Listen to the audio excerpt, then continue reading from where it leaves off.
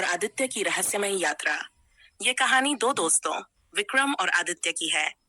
विक्रम एक बहादुर और चतुर योद्धा था जो अपने साहस के लिए पूरे गांव में मशहूर था। वहीं आदित्य एक ज्ञानी और शांत स्वभाव का युवक था जिसे पुरानी कथाओं, पहेलियों और खगोल शास्त्र का गहन ज्ञान था। दोनों गहरे दोस्त थे और हमेशा एक दूसरे के साथ खड़े रहते थे। साधु का आगमन। एक दिन गांव में एक रहस्यमय साधु का आगमन हुआ। साधु ने गांव वालों से कहा कि वह दूर दराज के क्षेत्रों से ज्ञान और रहस्य लेकर आया है। वह बहुत गूढ़ बातें करता था जो किसी की समझ में नहीं आती थीं। लेकिन जब उसने विक्रम और आदित्य को देखा तो उसके चेहरे पर हल्की मुस्कान आई।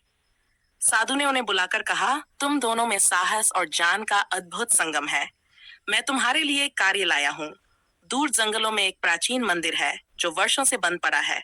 उस मंदिर में एक अनमोल खजाना छुपा है, लेकिन उसे पाना आसान नहीं। रास्ते में कई कठिनाइयां और परीक्षाएं हैं जो सिर्फ वही पार कर सकता है जो दिल से निर्भीक और बुद्धिमान हो।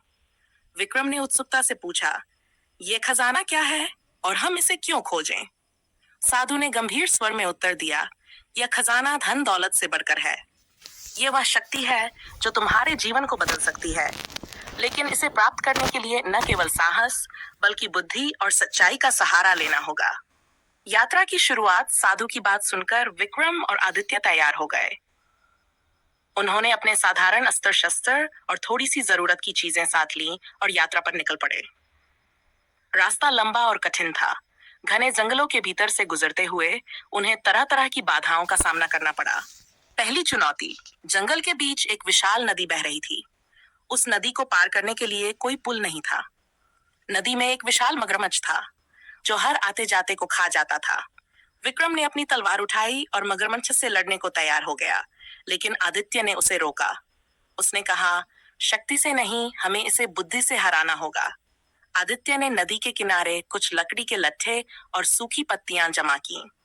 उन्होंने मिलकर एक छोटा सा बेड़ा बनाया और उस पर बैठकर नदी पार की। मगरमच्छ उन्हें देखता रह गया।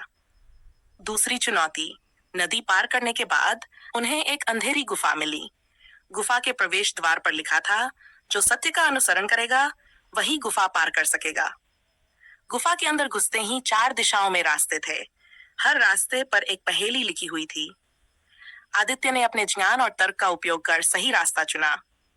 जब वे सही रास्ते से बाहर निकले तो गुफा में छुपे पत्थर के दरवाजे खुल गए। मंदिर की दहलीज पर गुफा पार करने के बाद वे मंदिर की दहलीज पर पहुंचे। वहां एक विशाल दानव खड़ा था जो मंदिर के खजाने की रक्षा कर रहा था। दानव ने गरजते हुए कहा, जो मुझे पराजित करेगा वही मंदिर में प्रवेश पाएगा। दानव से लड़ना असंभव था क्योंकि उसकी ताकत विशाल थी, लेकिन आदित्य ने उसकी कमजोरी का पता लगाया। उसने दानव से कहा, तुम भले ही बलशाली हो, लेकिन जान तुम्हारी कमजोरी है। यदि तुम मेरी पहेली का उत्तर दे सको तो हम लौट जाएंगे। दानव ने यह चुनौती स्वीकार की। आदित्य ने एक कठिन पहेली पूछी जिसका उत्तर दानव नहीं दे पाया। अंत में दानव हार मान गया और उन्हें मंदिर में जाने दिया।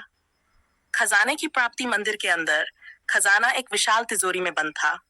तिजोरी पर एक और पहेली लिखी थी, सच्चा खजाना वह है जो केवल अपने लिए न हो।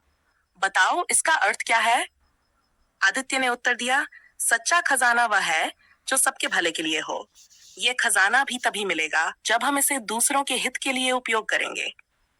तिजोरी खुल गई और उसमें एक किताब, कुछ अनमोल रत्न और एक चमचमाता कंगन था। अंत और सीख। विक्रम और आदित्य खजाना लेकर गांव लौटे। उन्होंने उस खजाने को गांव के विकास और जरूरतमंदों की सहायता में लगा दिया। किताब में लिखे ज्ञान ने उनके जीवन को और भी सफल बनाया। सीख। यह कहानी हमें सिखाती है कि साहस और ज्ञान का संगम किसी भी कठिनाई को पार कर सकता है। सच्चा खजाना वह है जो दूसरों के जीवन को बेहतर बनाए। यदि आप चाहें तो इस कहानी को और भी विस्तृत रूप में लिखा जा सकता है।